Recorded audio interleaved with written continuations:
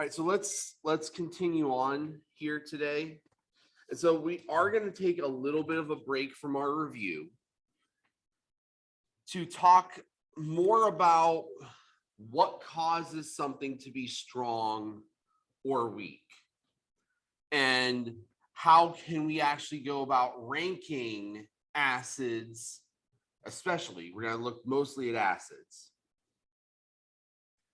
How can we go about raising and looking at acids from that standpoint? So that if I look at something and look at another acid, I can compare directly and say, oh, that one's got to be stronger because of this. And when we do that, there are three factors that we will look at as far as acid strength is concerned. The first is polarity. This was actually pretty easy. The stronger, or excuse me, the more polar that bond is, the less evenly that those electrons are shared, the more easily it'll be to pop off that hydrogen off the end and create an acid. Because in reality,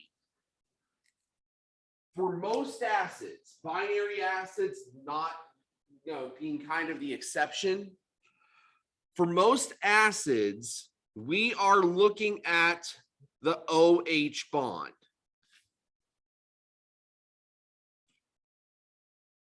And that OH bond is going to be what we are going to look at as far as this acidity is concerned. Now, the binary acids, they follow a different kind of protocol because their bonds aren't going to be oxygen to hydrogen. They're going to be sulfur to hydrogen or chlorine to hydrogen or whatever. And if that's the case, then we start to look at some of these other factors as well. But generally speaking, the more polar that bond is, the less evenly those electrons are shared, the more easily we can break that bond and send that hydrogen on its way. Because after all, that's really all that we're after with acid character, is shipping off that hydrogen to somewhere else. We can also look at it from a perspective of bond strength. If that OH bond or whatever bond between hydrogen and the other atom is strong, it's going to be harder to break. If that bond is weak, it's going to be easier to break. And then finally, we need to look at the conjugate base. How stable is that conjugate base? The more stable that conjugate base is, the more likely it is that we will form it, because we aren't going to have to worry about it spontaneously going in another direction, creating something that is ultra reactive and end up pushing us right back to where we were before. So those are the three factors that we're going to look at: polarity, bond strength, stability of the base, the conjugate.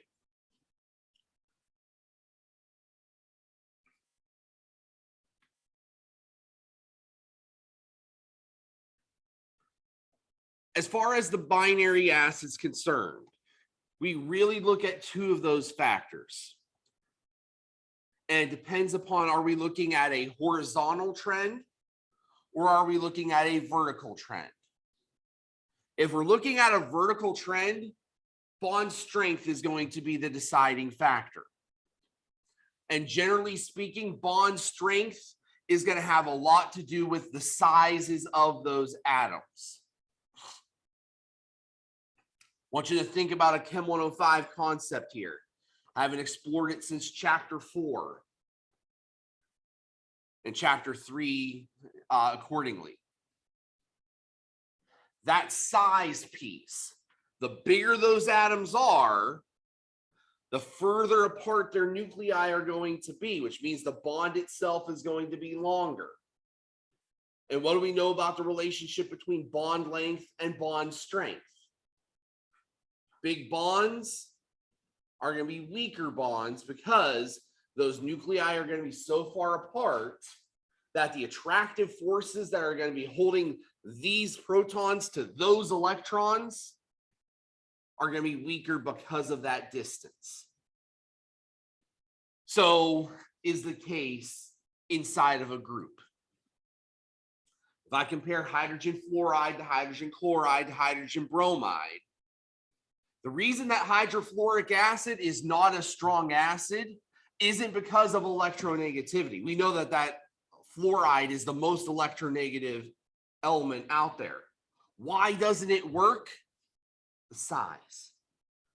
That fluoride ion is so small that the bond is small, and it requires more energy to break it than what water can usually do on its own. And so as a result, it acts as a weak acid. Everything about it would tell us this should be strong because it's got all of the key markers that we would look for. It's highly polarized. It's got a really electronegative element, but the size of the bond isn't right. Make that bond a little bit longer, turn that fluoride into a chloride, and now we've got a bond that's weak enough that water can come in, break that bond through hydrogen bonding, stabilize those ions. We've got ourselves a strong acid. Hydrobromic, even bigger, even easier to break. We can see this in other groups that we don't normally consider acidic. Water has kind of a neutral acidity. Change that water into a sulfur, hydrogen sulfide. Now we've got a weak acid. Change it into selenium. We've got a weak acid still. But if we compare the Ka values to each other, we're going to see that it's about a 1,000-fold difference in terms of its equilibrium constant.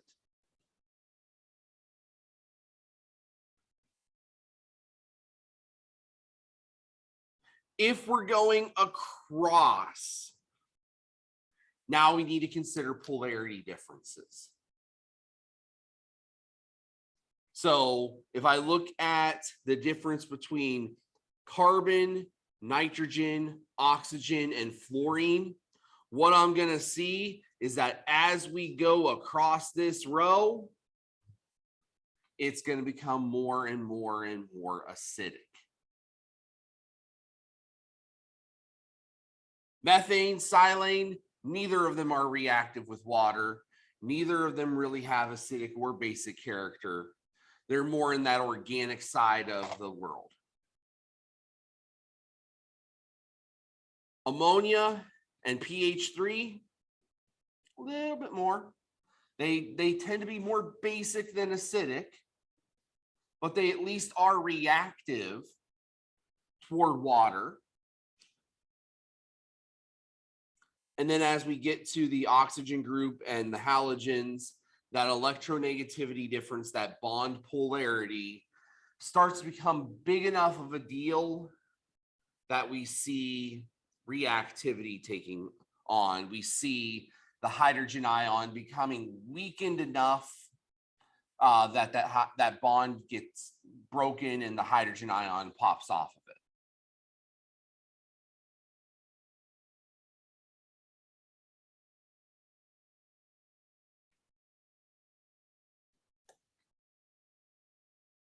So that's binary acids. Again, with binary acids, we're looking at the characteristics of the bonds themselves in terms of polarity and in terms of bond length. Polarity as we go across, bond length as we go down. With oxoacids, we've got to look at a little bit more. This is one of the places where stability can come in. Delocalization. Another concept we really haven't explored very well since chapter 4 and 5. Delocalization, that's another way of saying resonance.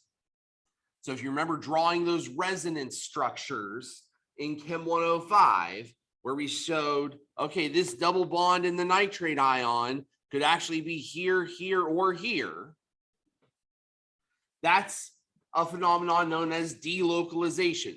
The fact that those electrons are not fixed to one location, but move throughout the molecule. Moving throughout that molecule is actually going to stabilize those molecules, those ions. And as we saw, an ion with greater stability is also going to have a greater acidity as a result. So when that hydrogen ion pops off of one of those nitrogens there, or excuse me, one of those oxygens that are singly bonded to that nitrogen,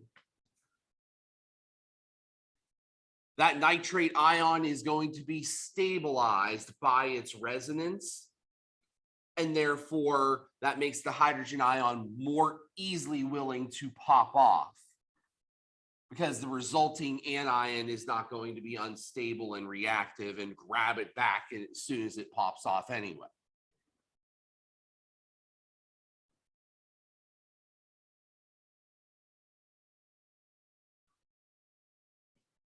One trend that we tend to see that is worth noting is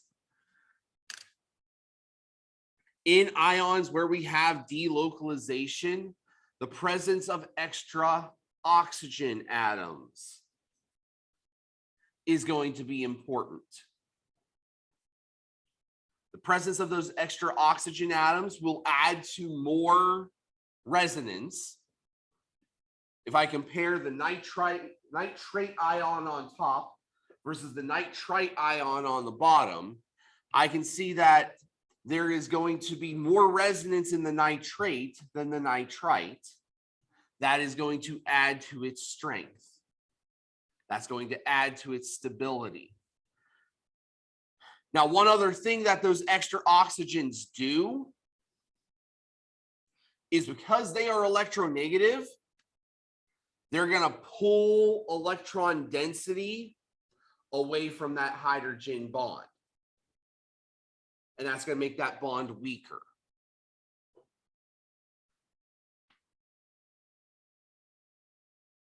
So having more oxygens is always going to have a significant role in adding to the strength. Again, what we have to think about here is, in the case of nitric acid,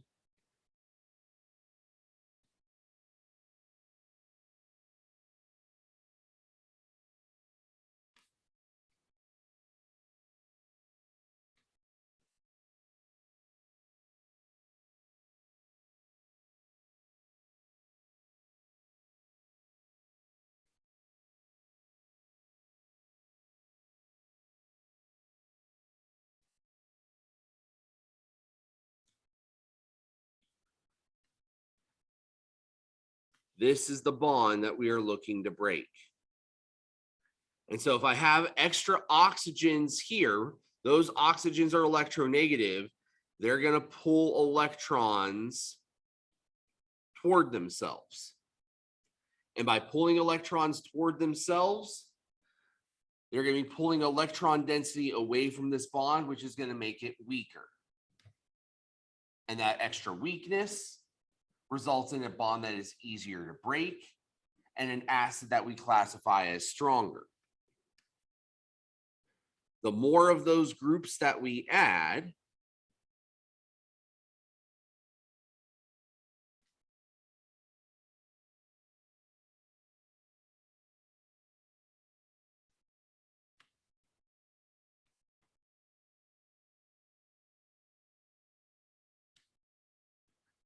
stronger, that weaker that bond is going to be, the stronger the acid is going to be. So nitrous acid is going to be stronger than some acids because of that electron withdrawing power of that extra oxygen. But the fact that the nitrate ion has 2 of those extra oxygens and the nitrite only has 1 means that the nitrate is going to be stronger. The nitric acid is going to be stronger as a result.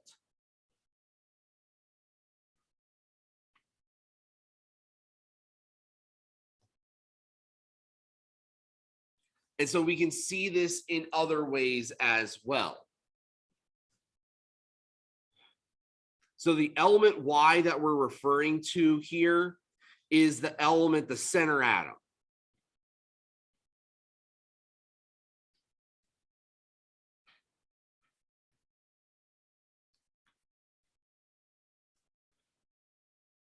The more electronegative atoms that we add to that center atom, the more electron density is going to be pushed away from that OH bond.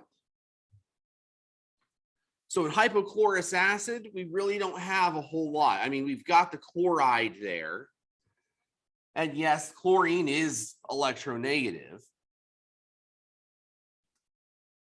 but not more so than oxygen.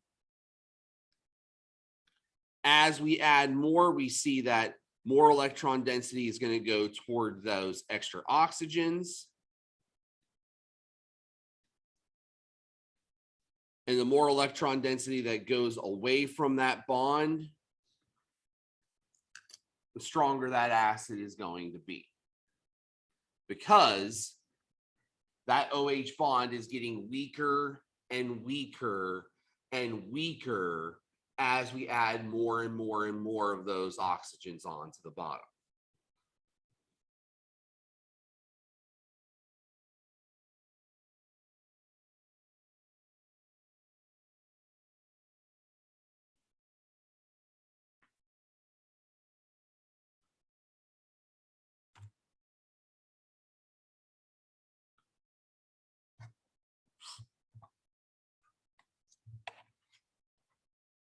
Another perspective that we can use is looking at this from a perspective of oxidation state. So if I'm looking at the oxidation state of each one of these chlorines, I can see that we're going from a +1 all the way up to a +7.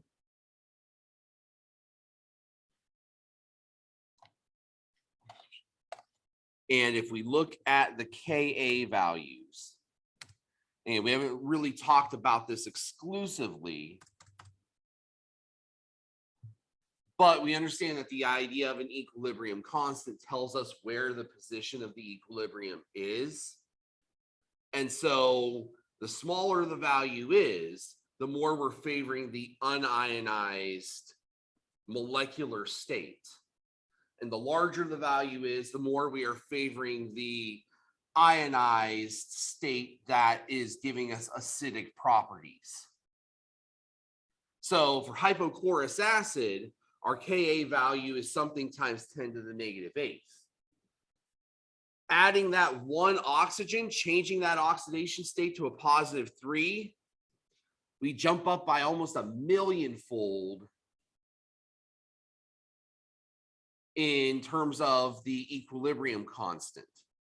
So we went from something that is really, really reactant favored to what we might just call reactant favored. Still not product favored, still not truly acidic, but definitely progressing in that direction. Turn the chlorous acid into chloric acid. Our Ka value slides up to 1. And this is actually where we get into a great debate in terms of what really qualifies something as being a strong acid versus a weak acid. If you look at different chemical lists, chloric acid on some lists will be listed as a weak acid, On others, it'll be listed as a strong acid. Why the debate? Well, look at its Ka. Its equilibrium constant is 1, which means that it is almost as likely to ionize as it is to not ionize. And then by contrast,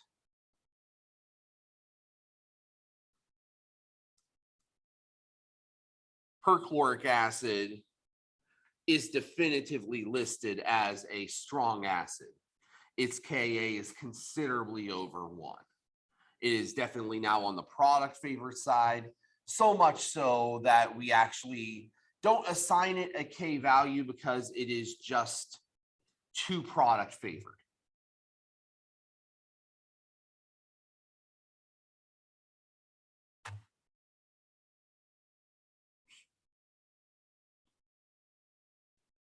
Electronegativity also plays a role.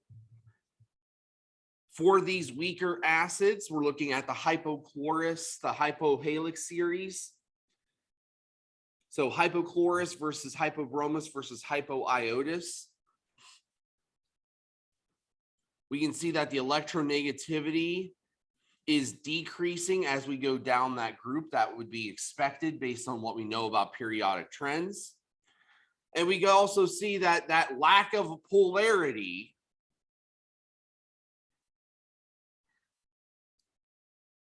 is making a big impact on the lack of basis, or excuse me, the lack of acidity in these molecules. And so this kind of flies in the face of what we talked about in terms of bond length. And the reason we can't look at it just from a bond length standpoint is because we're not looking at the bond length of the chlorine to the hydrogen. The bond that we need to break is still this OH bond.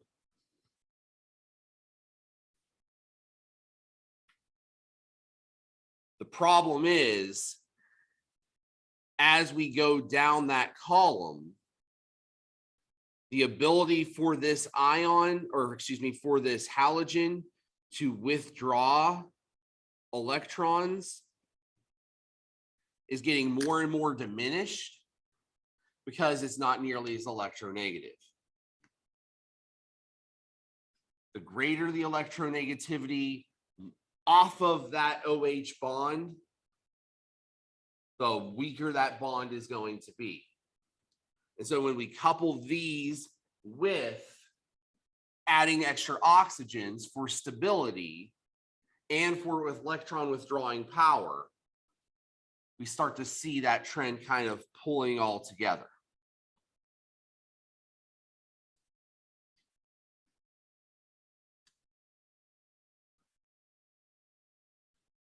The trends we see for organic acids are roughly the same. Now, in an organic acid, we will always see this acid group on it, this COOH group. This is the hallmark of a carboxylic acid, of an organic acid. One thing that we'll see is that when this bond breaks, we do have delocalization, we do have resonance in the carboxylate ion. That is going to give some of these acids greater stability, which is going to increase their acidity. Their acidity can be increased even further depending upon what it is that they're attached to. If they are attached to other electronegative elements, that acidity is going to go up. If they are attached to just a long chain of carbons, that acidity is going to remain flat or go down.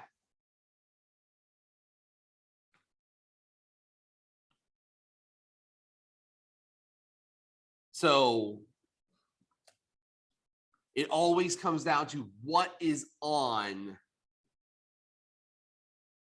that R group. Are there halogens present? Are there other oxygen groups or sulfur groups? Are there nitrogens, other electronegative elements in that molecule that are going to pull electrons out of that carboxylate group? Or are they going to basically leave that bond alone?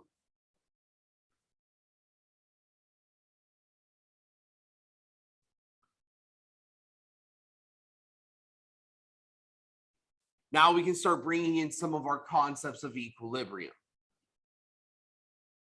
When we look at weak acids, one of the reasons we were able to say that they don't completely dissociate is because, well, they weren't breaking apart fully.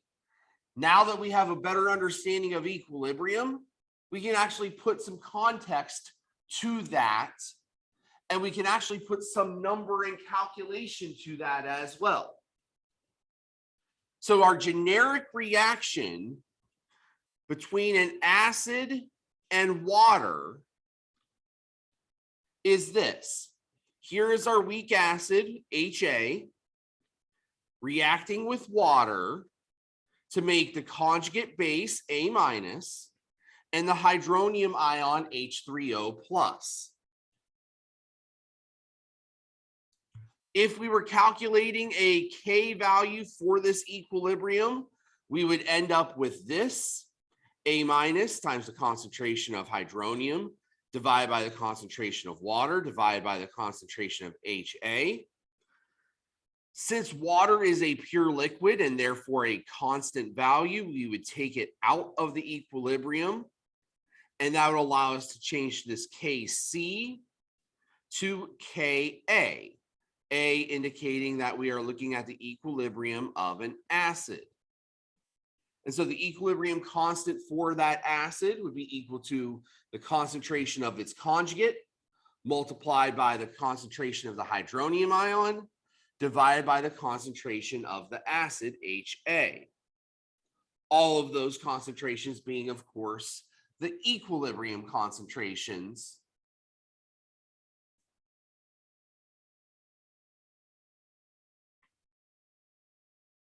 As we have discussed, if we have a strong acid, that strong acid is going to have a Ka value that is very product favored, so much greater than 1. And if it is a weak acid, then it's going to have a Ka value somewhere less than 1. Again, since the Ka value of chloric acid is right at 1, now you can see why we have that chloric acid kind of with a foot in both doors. Sometimes we refer to it as a strong acid, sometimes we refer to it as a weak acid. Largely depends on what reference you look at and what temperature you're running.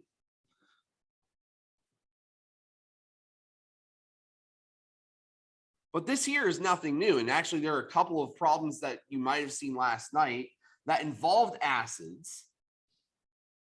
And they didn't call it Ka, but that's exactly what you ended up doing.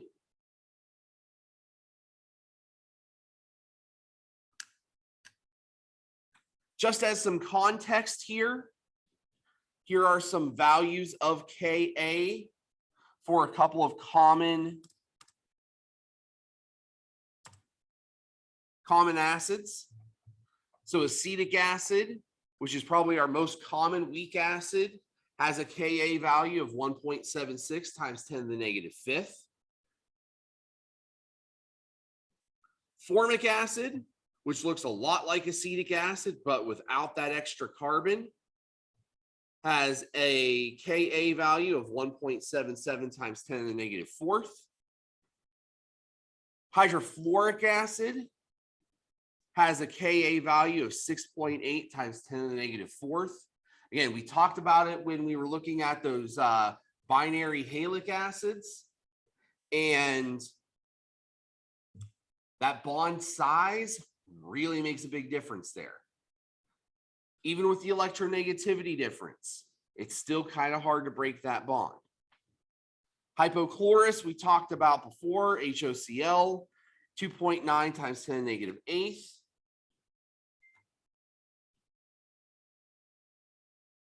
And nitrous acid, we talked about in a previous slide, its value 4 times 10 to the -4. So you can see that stabilization of that nitrite ion does play a pretty significant difference. It's almost as acidic as hydrofluoric is. And it's more acidic than the hypochlorous, despite the fact that we've got relatively the same electronegativity between chlorine and nitrogen, but we've got resonance, we've got an extra oxygen. It's going to push it up just a good bit there, actually, by a factor of 10,000.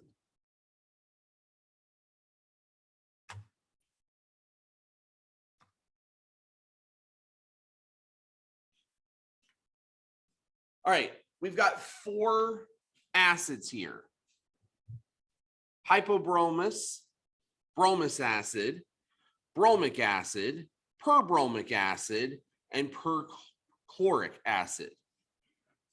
We want to put these in order of decreasing acid strength. So again, starting with the strongest and going to the weakest.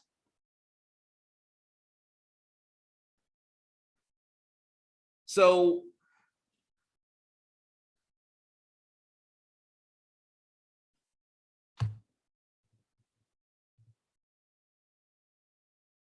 what would be the strongest acid of this group?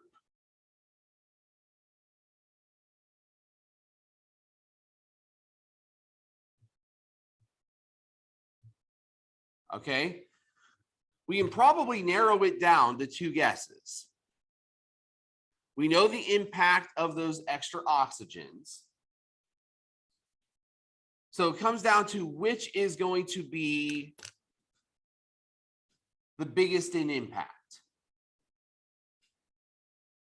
perchloric or perbromic?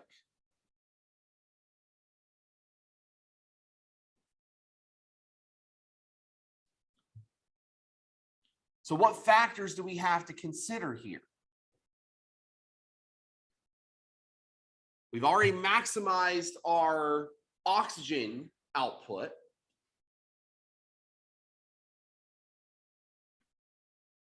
What other factor could it be? Electronegativity would be a really good one here. Which one is a more electronegative atom, chlorine or bromine? It's chlorine. What does that mean for the strength of the acid then?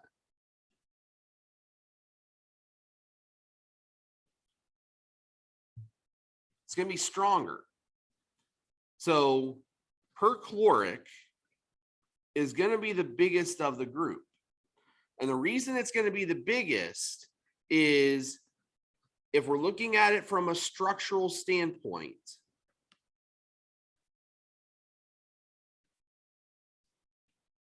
and forgive me, I'm not going to draw in all of the dots here.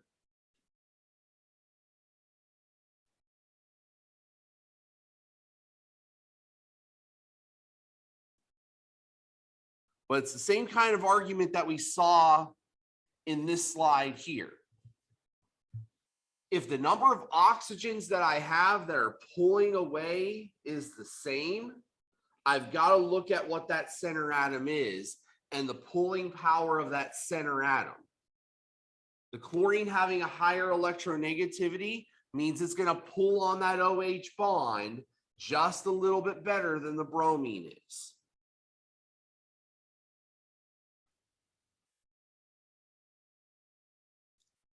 So its electronegativity is going to also pull in addition to all of those oxygens pulling. And it's going to pull just a little bit better than the bromine does. And so hydrobromic would be next. And then now we've got the same center atom in each case. It's all about the number of oxygens. It's all about the resonance. It's all about the delocalization and the electron withdrawing power. each subsequent loss of oxygen is going to result in a weaker and a weaker acid.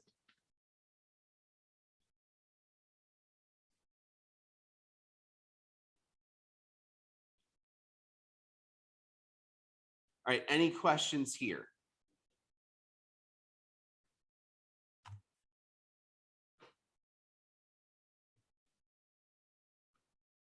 All right, so we're going to end by talking just briefly about bases. Most of the things that we said about acids apply to bases as well. The only thing that's different is we really don't focus on all of that bond size and electronegativity kind of stuff, mainly because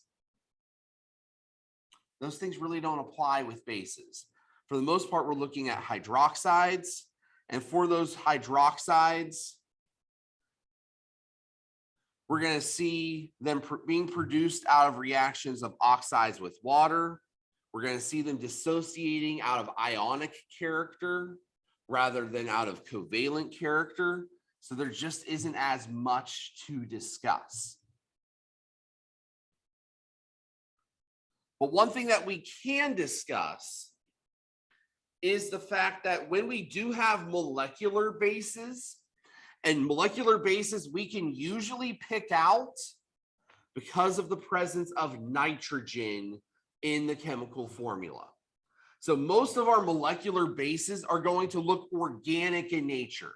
It's going to be a whole bunch of carbons and hydrogens. And then the tip off is that somewhere in that structure, you're going to have a nitrogen group. And that nitrogen group is going to behave in the same way that ammonia does. That lone pair on top of the nitrogen is going to be perfect for grabbing a hydrogen off of water, off of another substance, and therefore becoming a proton acceptor. So that's basically all that happens.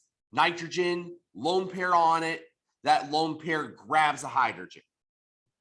And that's what allows nitrogen containing substances to act like bases. Happens in water. Nitrogen group goes out and grabs a hydrogen off of water. It becomes the ammonium ion along with hydroxide.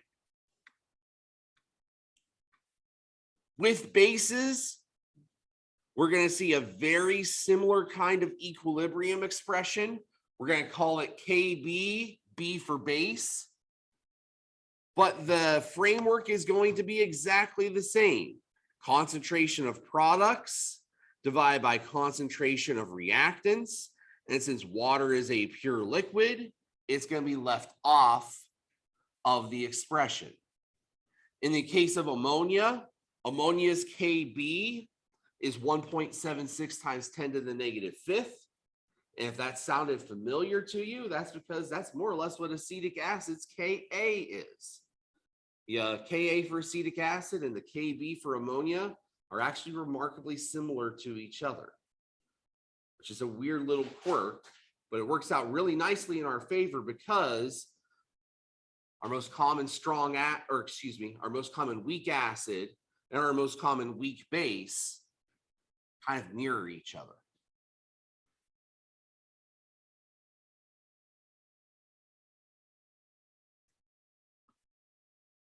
When it comes to weak base equilibria, again, the thing we are looking for is the presence of that nitrogen atom. And so it doesn't matter how many carbons are attached to that nitrogen atom. If I have that nitrogen atom in play, which I do here, here, here, here,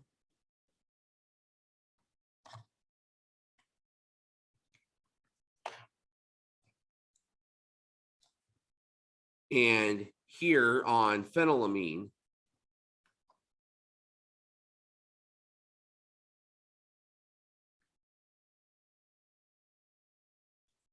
that nitrogen group is going to be the thing that acts as a base. Because you can look at the structure and what you'll see is that nitrogen always has 3 bonds. Nitrogen's most stable form has 3 bonds, 3 single bonds to be more precise, usually. Well, follow your simple octet rule, 3 single bonds is only 6 electrons. Where are those other 2 electrons? They're in a lone pair right on top of that nitrogen atom. That's what usually lends nitrogen to that trigonopyramidal kind of shape, but also makes it a very prime target that if the circumstances are correct, that lone pair can go out and grab something and form that 4th bond, depending upon how the rest of the molecule is stabilized by that 4th bond.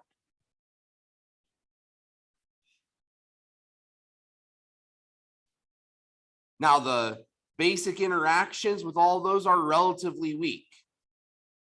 Some are stronger than others, especially if we are dealing with smaller organics. The larger the organic gets, the less likely that nitrogen is going to be stabilized when it goes out and grabs that other thing.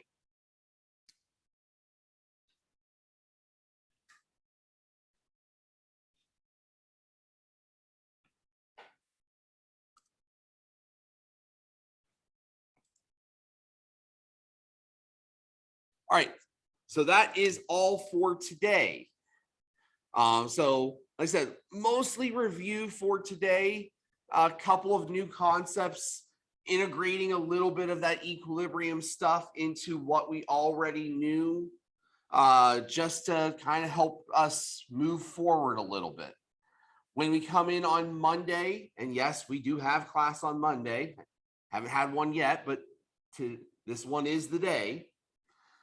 When we come in on Monday, we will look at starting to apply this equilibrium kind of knowledge to doing some of the same things that we saw in the last chapter. So we're going to start by talking about pH and POH. So we're going to get into, again, a couple of review concepts, but we're really going to close out with looking at equilibrium systems and how they merge into that pH world, and ice tables are going to be at the center of that. So take as much as you can through the skill builder that we're about to do, through the work this weekend, because that ice table stuff is one of those cornerstones for the next couple of weeks. So if we can hammer it down early and really get our brains around it, it's going to make all of these applications that we do that much easier to do.